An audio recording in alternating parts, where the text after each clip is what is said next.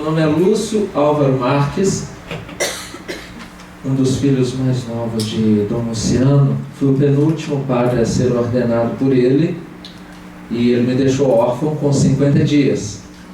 E a oportunidade de estar revisitando os textos dele foi o maior presente que poderia acontecer nos últimos anos.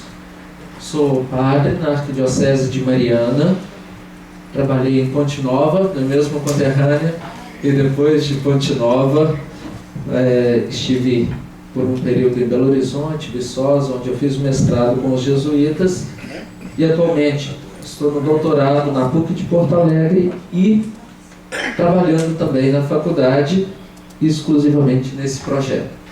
Então agradeço a oportunidade desse momento. De onde eu sou não vai adiantar eu falar, mas ainda assim eu vou dizer: minha terra é tão grande, mas tão grande, mas tão grande, que o nome é maior do que a cidade. Quando eu saí, diminuiu 50% da população. O nome é Queluzito. Está a 80 quilômetros de São João del Rei, 90 de Ouro Preto e 60 de Congonhas. Vocês imaginem onde está. Não procure no mapa não, nem no Google Earth você vai encontrar. Pois bem, mas vamos ao projeto, já que é uma conversa. O dia 9 de março de 2011, nós estávamos na Serra da Piedade, fazendo uma peregrinação, nós, os padres da Arquidiocese de Mariana. E, nesse dia, nós tivemos um momento de partilha. Fazia 5 anos da morte de Dom Luciano, e a partilha era sobre as alegrias, as dificuldades e as esperanças que nós tínhamos em relação à igreja naquele momento. E na conversa com José Carlos dos Santos, que atualmente é o diretor da faculdade Dom Luciano, surgiu a ideia de lermos alguns artigos de Dom Luciano. Lermos alguns. E, se possível, discutir em algum espaço alguns artigos. Pois bem, nós saímos lá da Serra da Piedade com esse intuito, e quando nós fomos à Cúria procurar os artigos, nós julgávamos ser em torno de 200 artigos. Nós tivemos uma surpresa, porque não eram 200, eram 1.129 artigos, de 1984 a 2006. Então nós ficamos completamente perdidos. Falamos, vamos organizar então um projeto de leitura e discussão. E quando apresentamos para o Conselho de Ensino, Pesquisa e Extensão da faculdade, o Dom Geraldo, que é o atual bispo e reitor da faculdade, acolheu com muita alegria o projeto e disse: mas transforme um projeto de pesquisa com a possibilidade de publicação. Então nós iniciamos o trabalho. É muito curioso que naquele dia, 9 de março de 2011, nós ouvimos um texto. Eu gostaria de reproduzi-lo aqui em parte, abre aspas: Deus não o escolheu para ser santo somente para si, mas para fazer, reverter, em proveito espiritual e corporal do próximo, os dons que recebera da graça divina. Por isso, era dotado de grande amabilidade, a ponto de todo aquele que tivesse ocasião de tratar com ele, imediatamente se sentia cativado por sua bondade e estima, e se tornava dócil à sua vontade. Havia em suas palavras tanta eficácia da força divina, que com breves palavras levantava o ânimo dos aflitos e angustiados, sossegava os inquietos, acalmava os encolerizados, reconciliava os inimigos, extinguia os ódios inveterados e os rancores, e muitas vezes impediu a vingança premeditada. Com uma palavra, ele era capaz de refrear qualquer paixão humana e conduzir as pessoas onde queria, especialmente ao amor de Deus. Fecha aspas. Esse texto poderia ser muito bem aplicado a Dom Luciano. Na verdade, nós o lemos na segunda leitura do Ofício das Horas, do dia 9 de março, e se refere a Santa Francisca Romana, falecida em 1440. Mas foi exatamente desse texto que nós líamos na oração da manhã que nos veio a ideia de reencontrar os textos de Dom Luciano. E quando nós descobrimos os 1129 artigos, nós tínhamos que pelo menos fazer uma seleção básica do que ler. Nós tentamos periodicizar um pouco. O primeiro período não foi tão difícil. Bispo em 76, em 84 ele começou a escrever para a Folha de São Paulo. 28 de maio de 88 ele chegou para Mariana. Esse foi o primeiro período. E é desse grupo que estão os artigos aqui, 196 artigos. Esse período de 4 anos. Depois, com a segunda demarcação, nós começamos a ler mais alguns artigos e iniciamos em 88 até o ano em que ele se tornou membro da Pontifícia Comissão Justiça e Paz. Foi em 92. O terceiro período marca a participação da Comissão Justiça e Paz até o período em que ele encerrou o trabalho diretamente à frente do CELAM, 98. De 98 nós fomos até 2003, foi o ano da fundação da Faculdade Arquidiocesana de Mariana, que ele fundou e que hoje tem o seu nome, Faculdade Dom Luciano. E de 2003 a 2006 foram os últimos artigos dele. E por isso a ideia é depois continuar esse projeto de pesquisa com mais essas 5 partes. Provavelmente teremos mais 5 volumes como esse, né, irmão Vera? Então, a segunda parte da pesquisa já está sendo elaborada e já conseguimos com a Folha de São Paulo a seção dos direitos para publicação.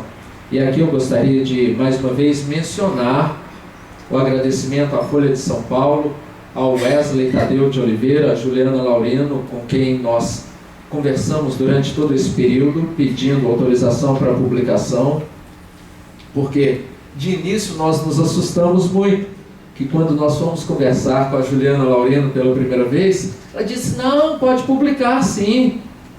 Então você me passe o nome dos artigos e a data, e nós faremos a sessão de uso. E como ficará esse direito de uso? É barato, R$700 cada artigo. Mas Juliana, isso é impossível, nós não vamos publicar nunca. Por isso, o projeto que era de leitura e discussão praticamente morreu aí. Ficaríamos só com a leitura e a discussão. Mas depois de muita negociação, claro, dedo de Dom Luciano, né? Lá na glória eterna, nós conseguimos a autorização para publicação. Então esse patrimônio aqui é mais ou menos R$150 mil de direitos autorais que nós temos, gentilmente cedidos pela Folha de São Paulo. Além disso, como depois nós caracterizaríamos os artigos? Faríamos uma compilação, seguindo as datas, mas isso não caracterizaria em nada um projeto de pesquisa. Daí que nós começamos a segunda fase. Tendo demarcado 84 a 88, o período da leitura inicial, era necessário agora perceber o que os artigos mostravam para nós. Qual era o rosto e a reflexão de Dom Luciano que aparecia naqueles artigos. E aí aconteceram alguns fatos muito interessantes. Uma foi a inspiração que veio de um retiro. Em 99, em março de 99, eu voltava do segundo retiro como seminarista para o seminário. E na homilia, Dom Luciano disse, olha, a vida religiosa se resume a 3 atitudes. E eu vou falar somente sobre elas hoje. A oração, a amizade e o estudo. E essa foi a chave para a divisão de todos esses textos. A oração por quê? Porque a oração nos faz crescer na fé, nos faz perceber exatamente o que é a religião e o que é o cristianismo nos nossos dias. Essa foi a primeira chave de leitura, mas isso ainda não bastava. Demarcamos uma primeira faceta. Qual o conteúdo disso? foram os artigos sobre a CNBB e sobre algumas personalidades que ele escreveu, como por exemplo o padre Josimo, o jesuíno Josué e o Joilson, que foram assassinados aqui em São Paulo por roubarem algumas frutas em um dos mercados aqui de São Paulo. E é interessante como Dom Luciano olhava para um fato desses, não como costumeiramente nós olhamos, como um mero acontecimento, mais um nas estatísticas. Não, mas com o olhar da compaixão, do amor, do profundo amor e da dignidade daquele Filho de Deus que perdeu a vida. Por isso, estava demarcada a primeira parte, a religião. Mas e a segunda? O que ele havia dito no retiro? A oração, a amizade. E Dom Luciano conseguiu transformar a amizade no princípio da vida dele. A amizade enquanto amor universal. O que está dito no folder. Amor universal mesmo. E que abriu toda a vida de Dom Luciano para o relacionamento com o próximo. O que foi dito aqui agora há pouco em relação ao que vimos, melhor dizendo, o que nós vimos aqui no filme, todo o amor dele às pessoas constituiu o lastro de relação dele com a sociedade. Tão bem expressa na segunda parte, nos artigos dedicados à sociedade. E finalmente, e o estudo, onde fica? É interessante que em Dom Luciano, a brilhante inteligência dele não se reduziu a um brilhantismo acadêmico, mas ele conjugou muito bem com a prática e um testemunho de vida. E aqui expressos em toda a análise política que ele fez. E por isso a terceira parte dedicada à política. E aqui eu gostaria de lembrar dois exemplos, dois artigos, e um inclusive foi mencionado já pelo Fernando, que é a missão no Líbano. É o artigo do dia 23 de janeiro de 98. Ele relata nesse artigo a percepção que ele teve do Líbano. E um outro chamado Religiosidade na União Soviética, de 26 de setembro de 87. Esse da missão no Líbano, ele foi enviado como um dos mediadores da conversa e da biblioteca do Seminário de Teologia Mariana. Tem uma das coisas mais raras, que é um livro autografado pelo Ariel Sharon e dedicado a Dom Luciano, que ele trouxe de lá.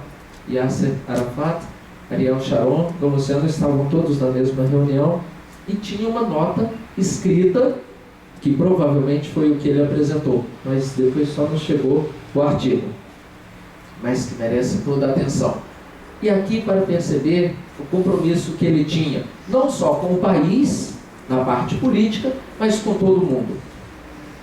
Pois bem, para isso eu gostaria de caracterizar um pouco aquilo que nós temos das três grandes partes. Gostaria de exemplificar com 4 artigos de Dom Luciano. O primeiro deles, lembrando o tema desses encontros aqui. Qual igreja nós queremos? Uma igreja que serve, que acolhe. Tem um artigo dele de 9 de março de 1985, chamado A Igreja e o Brasil de Amanhã.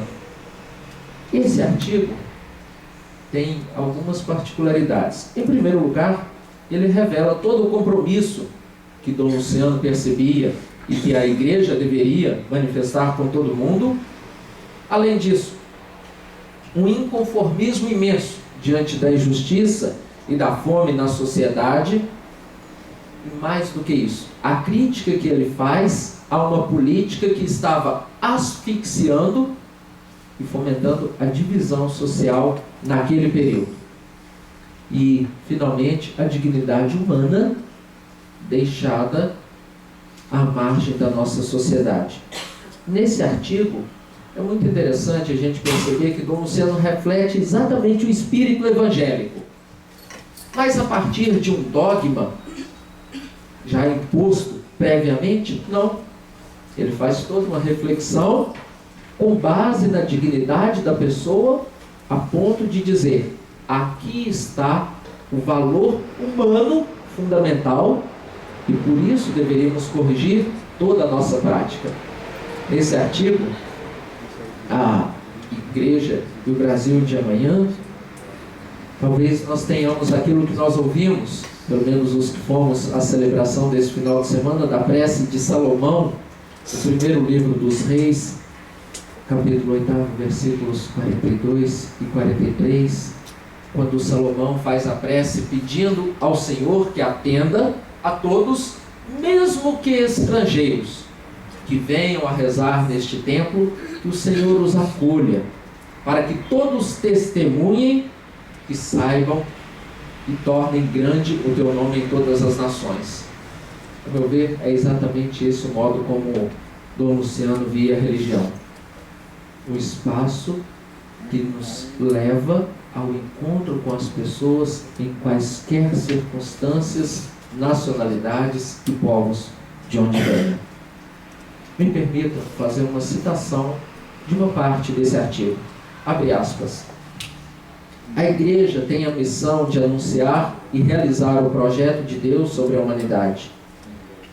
Quem crê em Cristo não pode aceitar um relacionamento entre homens e nações que tenham como consequência a injustiça e a fome para a maior parte do povo.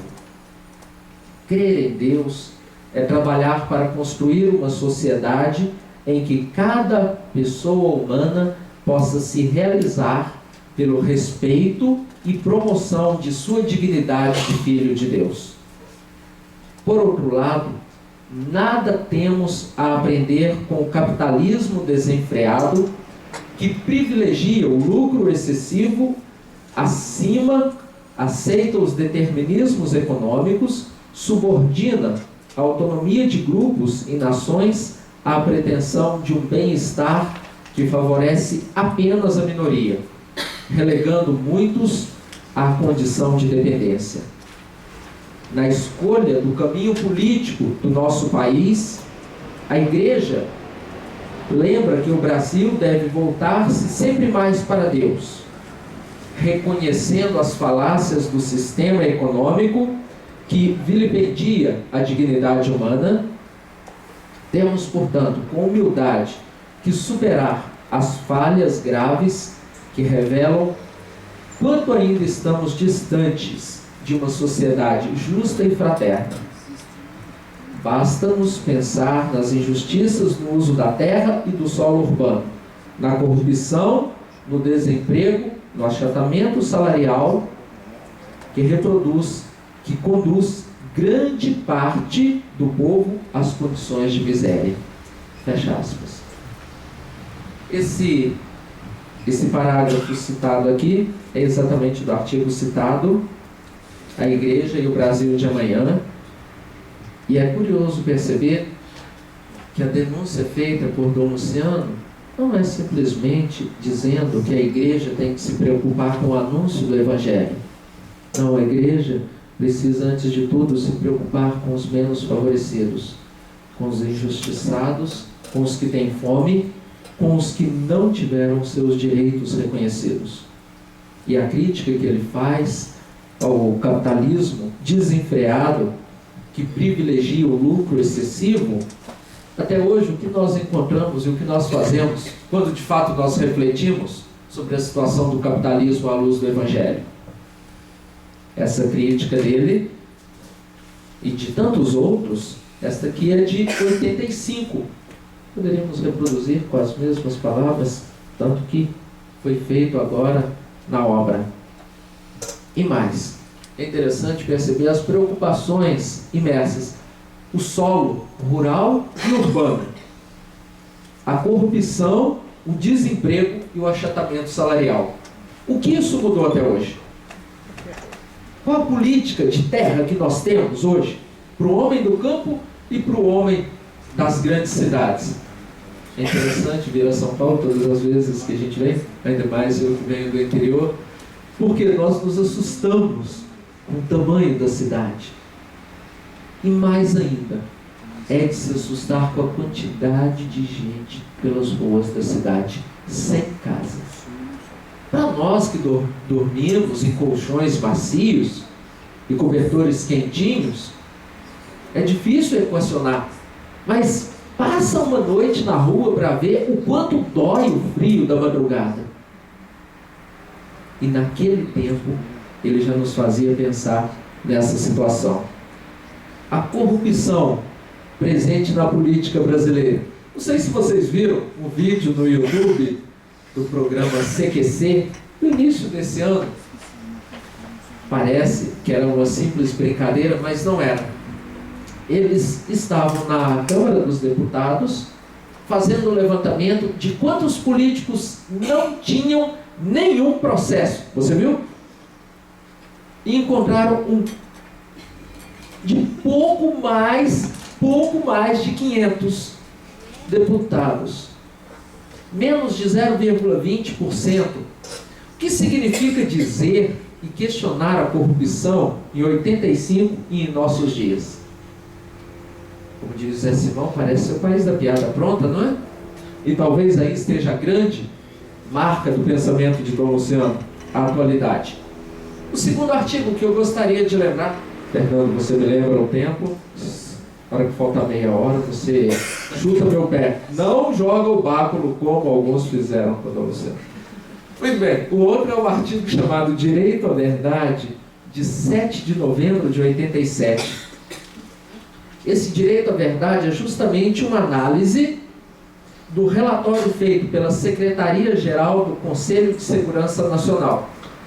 Nós sabemos que nós estamos aqui saindo do período da ditadura. Alguns não a viveram, mas conhecemos pelos livros. E Dom Luciano, no primeiro parágrafo desse artigo, ele diz: é necessário criticar a postura do governo, denunciando a inconsistência das acusações que procuravam se basear em documentos falsificados. Fecha aspas. É curioso que o documento é feito justamente por aqueles que ainda representavam todo o poder do Estado, da ditadura no país. E ele começa dizendo que aqueles eram documentos falsos. Imagino que isso é para a reputação de um bispo, que na época ainda era bastante jovem, e lembrando que um ano antes, o padre Josimo Moraes Tavares havia sido assassinado. E Dom Luciano começa o artigo dizendo justamente da inconsistência e da falsidade daquelas provas. E no artigo, as críticas dele são diretas. 4 críticas. A primeira, ele endereça a um governo que ele chama injusto e autoritário. A segunda, ele fala de uma política indigenista absurda, pois não respeita a cultura dos povos. A terceira crítica, ele lembra a falsa imagem da igreja apresentada pelo relatório do Conselho Nacional de Segurança. E a quarta crítica, ele denuncia a injustiça da política das fronteiras no país. Pelo menos a primeira e a terceira críticas, gostaria de reler, são 2 períodos. Abre aspas. O conceito de Estado que se depreende da leitura das propostas e medidas a serem efetivadas em relação à Igreja está em íntima consonância com a doutrina de segurança nacional, dando prioridade a objetivos que maximalizam o Estado e desprestigiam o cidadão. Fecha aspas. Quais diferenças nós temos hoje em relação à situação do cidadão diante do Estado? O que nós temos hoje quando falamos das minorias da nossa sociedade? Mudou? E mais, quando nós falamos não só das minorias, e nem só das pessoas mais ricas, mas da classe média do nosso país hoje. É uma classe sobrecarregada ao extremo, por todos os lados. E pisoteada literalmente pelo Estado. Pagamos uma carga tributária absurda E o Estado só não nos asfixia mais, porque nós temos ainda muita esperança. Senão, nós já teríamos chegado a talvez guerras internas muito mais sérias. Basta ver que no primeiro mês da invasão do Iraque, na era Bush, no Iraque morreu menos gente que no estado do Rio. Isso para dizer que nós estamos em plena guerra civil, não é? O segundo aspecto é aquele que ele critica a leitura que o Conselho de Segurança Nacional fez da Igreja. Abre aspas. O texto recorre repetidas vezes a ataques e agressões gratuitos contra a Igreja, procurando até forçar uma divisão entre Igreja progressista e Igreja tradicional. Propõe que se evite o diálogo com representante da CNBB, que se criem mecanismos de controle sobre as organizações religiosas com instauração de processos contra religiosos e missionários estrangeiros. Fecha aspas. Aqui, obviamente, que o que a CNBB estava passando é o que ele está denunciando. E mais do que isso, a crítica que nós muitas vezes ouvimos e que hoje está praticamente dissolvida entre igreja progressista, como ele diz aqui, e igreja tradicional. E hoje parece que nós temos um modelo único de igreja, né? A igreja da mídia, tão bem apresentada pelo João Batista Libânio nos cenários da igreja. Agora ele acrescentou o quinto cenário, né? A igreja midiática. Parece que essa é a única igreja que existe. Onde está o profetismo? Felizmente, ainda há tantas pessoas e tantas editoras e tantos veículos comprometidos em apresentar uma igreja que a justiça, o profetismo e a denúncia e o anúncio de uma esperança marcam e estão em primeiro lugar na nossa sociedade. Esse é o aspecto referente à igreja e à sociedade que eu gostaria de destacar. A coragem que ele teve de denunciar o Conselho de Segurança pouco tempo depois do final do golpe militar. E finalmente, dois textos para exemplificarem a visão política de Dom Luciano. Um deles, o nome é Para Além do Apartheid, de 24 de agosto de 85, e o outro, A Dívida Externa, de 7 de fevereiro de 87. No primeiro, ele está analisando exatamente a situação africana, e as denúncias dele são bastante pontuais. Onde está a dignidade humana em um continente como o africano? Essa é a pergunta que ele coloca. Mas se fosse somente isso para uma pessoa que viveu quase que exclusivamente na América Latina, poderia dizer, está ingerindo em assuntos que não são do conhecimento dele. Mas ele diz, o pior é que o apartheid não se reduz à África. Ele chega até o nosso continente. E no nosso continente ele tem outras faces. Uma delas é a manutenção da política latifundiária no país. A segunda, a recusa ostensiva do governo à reforma agrária.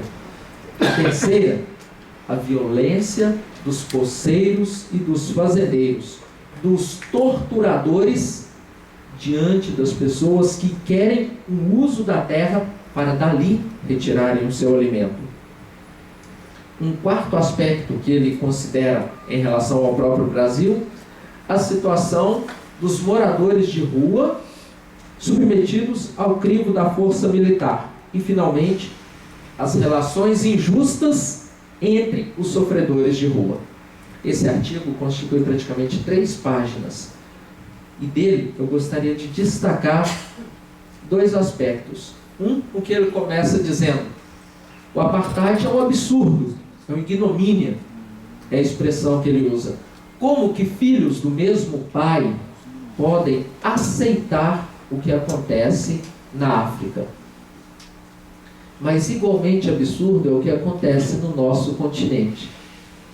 E aí ele cita a história de Pedro Nordestino. Pedro Nordestino é um senhor que morava em Tatuapé e que uma noite ele chegou na rua, embaixo do viaduto em que ele dormia, e ele chegou com uma marmita e ele foi atacado por 2 outros moradores por conta do alimento que ele tinha recolhido. E o Pedro Nordestino saiu dali praticamente morto para o pronto-socorro do Tatuapé. E depois, Dom Luciano esteve lá e conversou com os 2 agressores do Pedro Nordestino. E eles disseram que o atacaram simplesmente porque estavam com fome e ele tinha muito alimento só para ele. Dom Luciano diz: como que um pequeno prato de comida pode saciar a fome de tanta gente? Ele saiu da conversa com os 2 agressores do Pedro Nordestino e foi ao encontro do Pedro Nordestino lá no pronto-socorro do Tatuapé. E a surpresa dele foi que o Pedro Nordestino diz que todos nós, homens e mulheres, somos de fato mesquinhos, mas Deus nos ensina a perdoar. E Dom Luciano conclui o artigo exatamente com essas palavras: nós, homens, somos mesquinhos e vingativos. Só Deus nos dá a grandeza e a coragem para superarmos nossa mania de cobrar dos outros e revidar as ofensas com a morte. E ele diz que a lição do Pedro Nordestino deveria ser aplicada ao Brasil e à África. Em primeiro lugar, na África, para que se acabasse a divisão entre negros e brancos. No Brasil, para que acabassem as guerras entre fazendeiros e as pessoas que precisam de ter acesso à terra. E o terceiro aspecto, entre os torturadores que permaneciam nas prisões e na sociedade brasileira em relação aos moradores de rua e aqueles que estavam sendo torturados. Ele diz: somente o perdão, aquele manifestado pelo Pedro Nordestino, pode nos ensinar o que significa o amor de Deus e a justiça na sociedade. Só então é possível começar a restabelecer outras bases para a nossa sociedade. E ao meio do artigo, ele usa uma expressão que creio que nos faz pensar bastante. Quem já leu o livro do John Sobrino, A Cristologia de John Sobrino, ele começa dizendo: no país em que no continente em que a grande maioria é cristã, tantas pessoas ainda passam fome. Eu gostaria de citar algumas palavras desse artigo. Abre aspas. É pena que a América Latina, onde vive a maior população de cristãos, não possa questionar o restante da humanidade a partir da própria vivência. Também nós temos, infelizmente, incoerências. Estamos longe de poder apelar para o nosso exemplo quando anunciamos o ideal de uma convivência solidária e pacífica frente ao apartheid. Nosso continente, de maioria cristã, abriga injustiças graves demais para podermos falar com a autoridade do testemunho. No entanto, ninguém pode desanimar. É curioso que as palavras dele e as de John Sobrino caminham na mesma direção. O modo de pensar da igreja na década de 80, à luz da teologia da libertação e de todo o compromisso dessas pessoas, trouxe uma comunhão de pensamento imensa. E mais do que isso, um profetismo enorme. E que talvez seja a grande coisa a se recuperar em nossos dias. E finalmente, o último artigo. Esse último artigo que eu gostaria de recordar é chamado A Dívida Externa, é de 87. E na dívida externa ele está analisando e comentando um documento da Comissão Justiça e Paz, foi um documento pedido por João Paulo II, documento sobre a dívida externa. E nesse artigo é curioso que Dom Luciano propõe uma revisão do sistema capitalista. Por quê? O lucro, segundo ele, não pode condenar à fome a grande maioria em favor do egoísmo privado e coletivo das grandes corporações. Mais uma vez, aquilo que por ele foi questionado pode ser transposto para os nossos dias e aplicado às relações, ao nervosismo do mercado que nós vemos em nossos dias, não é mesmo? E nesse artigo ele elenca 4 aspectos fundamentais. O primeiro é a situação da dívida nos países latino-americanos. Ele recorre ao que aconteceu como política mesmo norte-americana de endividamento de muitos países após a Segunda Guerra Mundial. E qual a consequência do endividamento? Que a saúde e a educação perdiam grande parte dos recursos simplesmente para amortizar os juros da dívida externa. O segundo, ele diz: não cabe à igreja simplesmente anunciar uma esperança, mas propor uma reflexão à luz da dignidade da pessoa humana. E o princípio fundamental da política não deveria ser o lucro, e sim a solidariedade.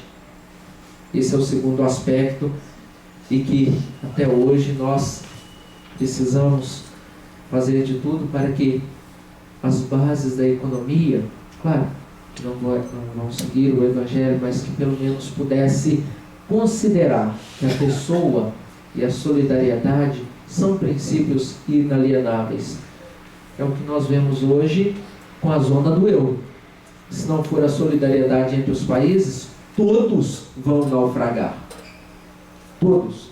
E assim, em todos os cantos do mundo, o capitalismo sobrevive durante um tempo pela exploração de alguns e depois ou há um repasse de verbas para manter a exploração em grande parte, ou todos naufragam juntos. O terceiro aspecto que ele desenvolve é aquele referente à responsabilidade dos países empobrecidos e endividados. Ele diz: mas não basta esperar o perdão da dívida externa e nem pedir isso como condição enquanto a corrupção permanecer ativa nos países empobrecidos. Essa é a contrapartida mínima, porque se nós queremos justiça nas relações internacionais, mas compactuamos com a fome, com a miséria, com as especulações monetárias, a fuga de capital privado e as injustiças sociais, com que autoridade nós vamos questionar a economia internacional? Até hoje, nós vivemos situações semelhantes. E o quarto aspecto que ele diz, abre aspas, as estruturas econômicas e os mecanismos financeiros estão a serviço do homem e precisam ser transformados antes que o egoísmo privado e coletivo degenerem em conflitos insanáveis. Fecha aspas. E de fato, se nós não conseguirmos pensar na mesma lógica, ou pelo menos repensar as bases do capitalismo e das nossas relações sociais, nós vamos permanecer nesse lamaçal da sociedade em que estamos. De tudo isso, qual o principal aspecto, a meu ver, dos textos de Dom Luciano que nós temos aqui? A atualidade do pensamento dele. A atualidade, indiscutivelmente. Se nós queremos repensar justiça, dignidade da pessoa, profetismo na igreja, esses textos, para eu ver, pode ser uma bela luz para todos nós. E o último aspecto foi comentado, qual a figura de Dom Luciano que emerge desses textos? Eu gostaria de lembrar algumas coisas que para nós são um pouco antagônicas. A meu ver, e o maior aprendizado com a leitura dos textos de Dom Luciano, para mim, foram os antagonismos. Para nós, antagonismos. Para ele, não havia nenhum antagonismo.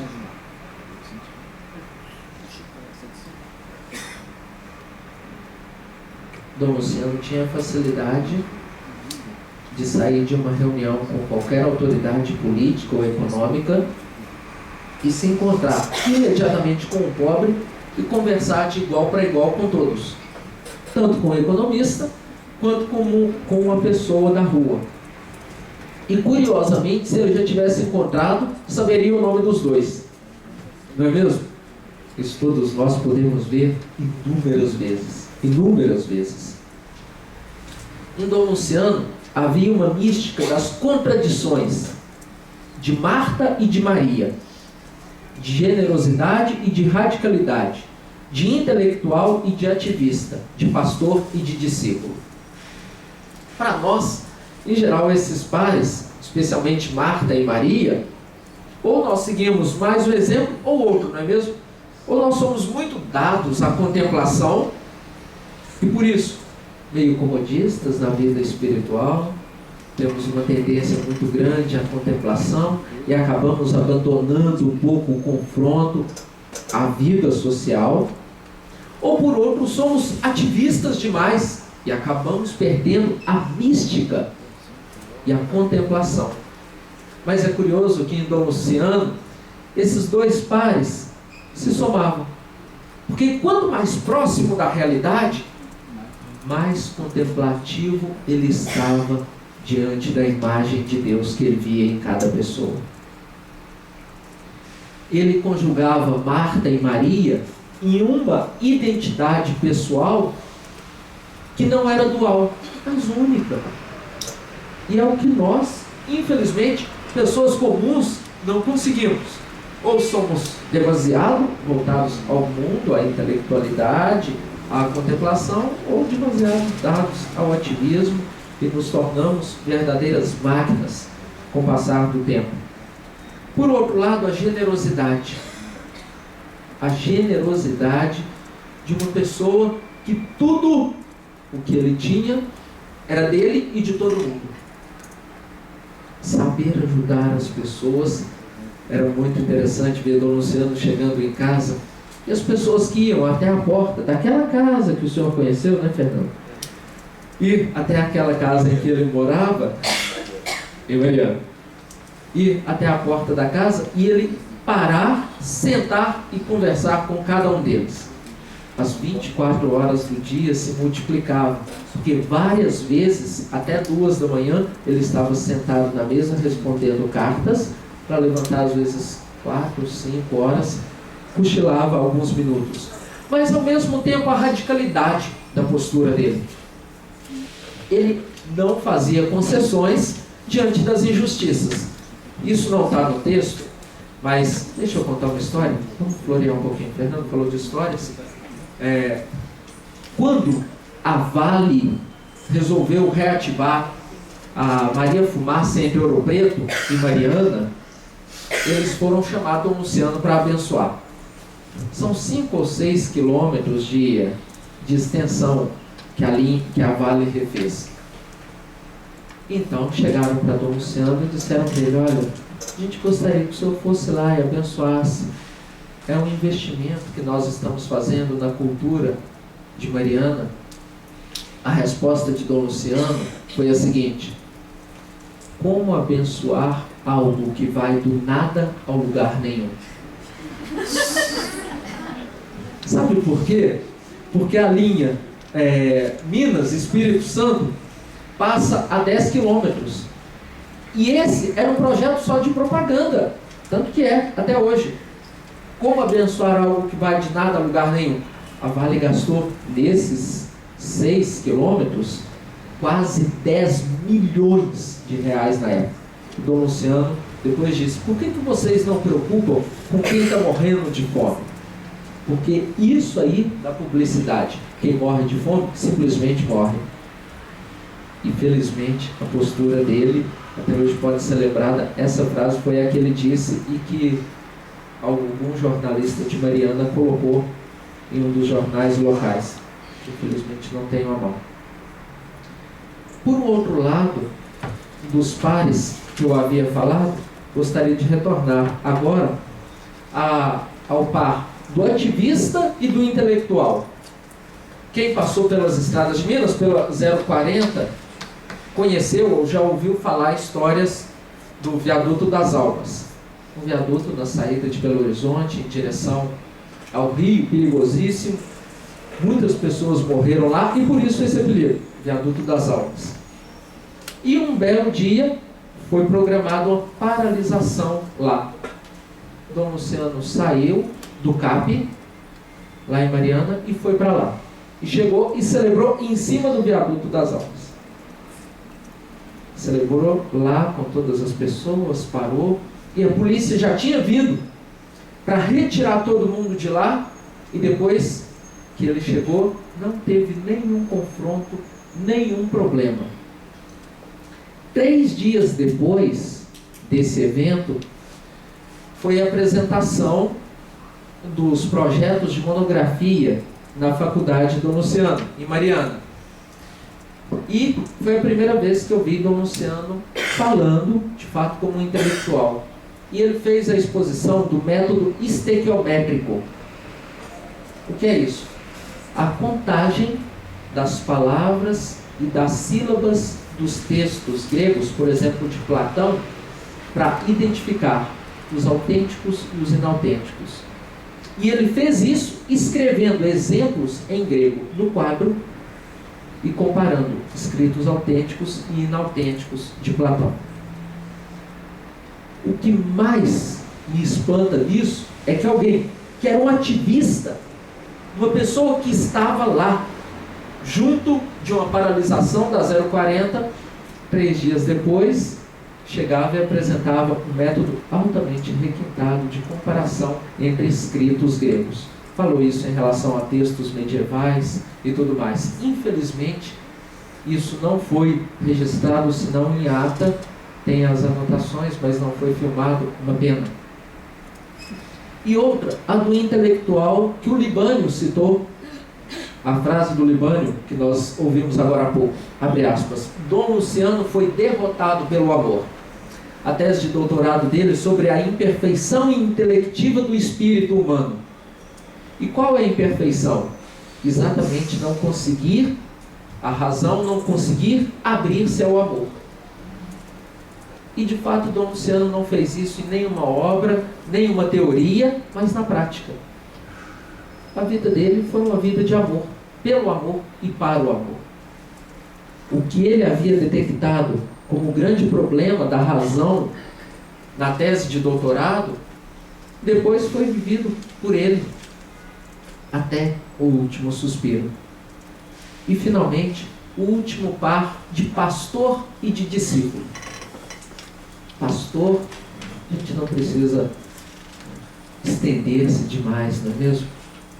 Alguém que em todos os momentos sabia abraçar, colocar a mão no ombro, ouvir, aconselhar e, quando necessário, corrigir. Corrigir com a docilidade daquele que sabe colocar a mão na ferida, não para aprofundar a ferida, mas para ajudar a curar. Porque sempre queria ver as pessoas crescerem. E por um outro lado, do discípulo, uma pessoa de uma profunda vida contemplativa e de oração. Um discípulo, alguém que ouvia a palavra de Deus como se fosse a primeira vez, como se fosse uma novidade a cada dia, nas belíssimas homilias que vocês com certeza várias vezes ouviram, e que a última vez que eu ouvi foi no dia 30 de junho de 2006, o dia da minha consagração a Deus. E de tudo isso, gostaria de destacar o versículo 2 do capítulo 12 da carta de Paulo aos Romanos. A meu ver, é a melhor identidade da figura de Luciano Mendes que emerge desses escritos. Não vos conformeis a este mundo, mas transformai-vos, renovando vossa maneira de pensar e julgar, para que possais discernir o que é da vontade de Deus, a saber, o que é bom, o que lhe agrada, o que é perfeito. E de fato, Dom Luciano nunca se conformou ao mundo e à sociedade e às injustiças que ele viu. E mais do que isso, a argúcia do pensamento dele sempre colocava a vontade de Deus, a bondade de Deus, o amor de Deus por toda a humanidade em primeiro lugar. E finalmente, o que foi Dom Luciano para o barroco católico mineiro? A maior bênção que aconteceu, talvez com Dom Luciano, desculpem a imagem que eu vou usar, foi o acidente dele assim que ele chegou às montanhas de Minas. Por quê? Com isso nós sabemos que ele carregou por toda a vida uma marca na fronte, que todos a viam quando observavam, não é mesmo? Mas cada gota de sangue de Dom Luciano fertilizou o chão da igreja mineira de um modo impressionante. Parece que cada gota de sangue derramada tornou aquele chão fértil à palavra do Evangelho. E aqui eu gostaria de destacar 11 aspectos que o padre Marcelo Moreira Santiago, que foi formado na era de Dom Luciano, foi o administrador diocesano logo após a morte de Dom Luciano, e que esteve próximo a ele durante toda a vida dele, destacou também no dia 28, que foi o lançamento do livro lá em Mariana. Gostaria de retomar os mesmos aspectos apresentados por ele.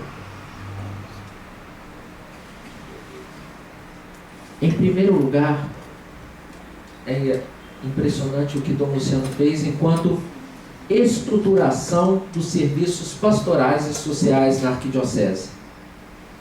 Em segundo, a recuperação do acervo histórico e artístico de toda a arquidiocese. O terceiro, o investimento nos meios de comunicação. Quarto, a formação laical e a qualificação do clero.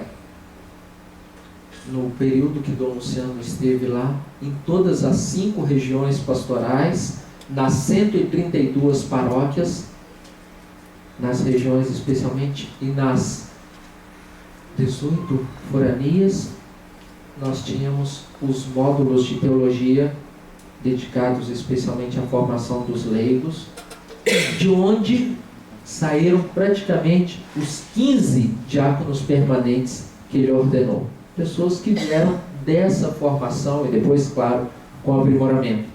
Assim como a qualificação do clero, a atenção que ele teve à formação dos padres que lecionam na faculdade, no Instituto de Teologia, os serviços de atendimento aos idosos, às crianças, aos jovens, aos camponeses, aos dependentes químicos, aos necessitados e aos deficientes.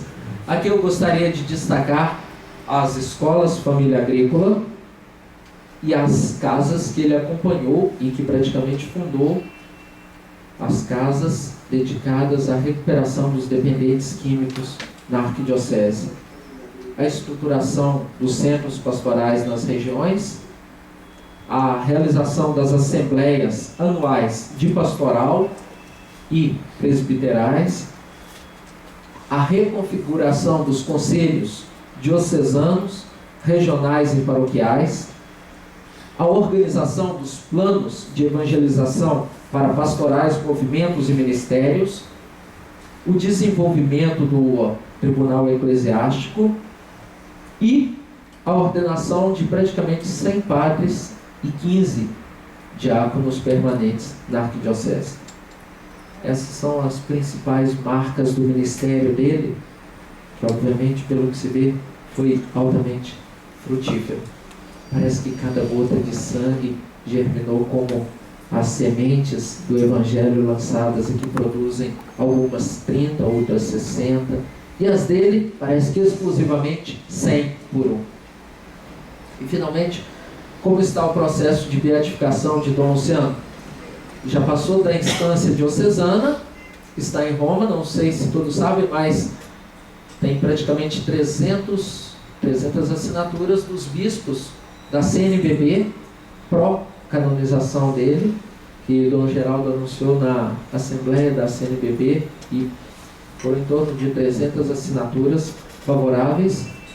Agora a professora Virgínia Albuquerque, uma historiadora do Instituto de Ciências Humanas e Sociais da UFOP, trabalha em Mariana, está fazendo um estudo sobre a vida de Dom Luciano, de onde a gente espera que também tenha um levantamento bastante grande dos escritos dele, da revista Família Cristã e de tantos outros, do jornal pastoral que ele escreveu, da Palavra do Pastor, que tem no site da Arquidiocese, tantos outros escritos que ficaram dispersos das mãos de Dom Luciano e do nosso conhecimento. O certo é que o que o Fernando falou agora há pouco é verdade. Ainda que ele nunca seja reconhecido oficialmente como santo, ele já está canonizado nos nossos corações, não é mesmo? Já foi beatificado por quem o conheceu. E mais do que isso, no dia do sepultamento dele, os movimentos sociais estavam com uma enorme bandeira, e enquanto seguia com o corpo dele, eles gritavam: Dom Luciano está vivo na luta do povo.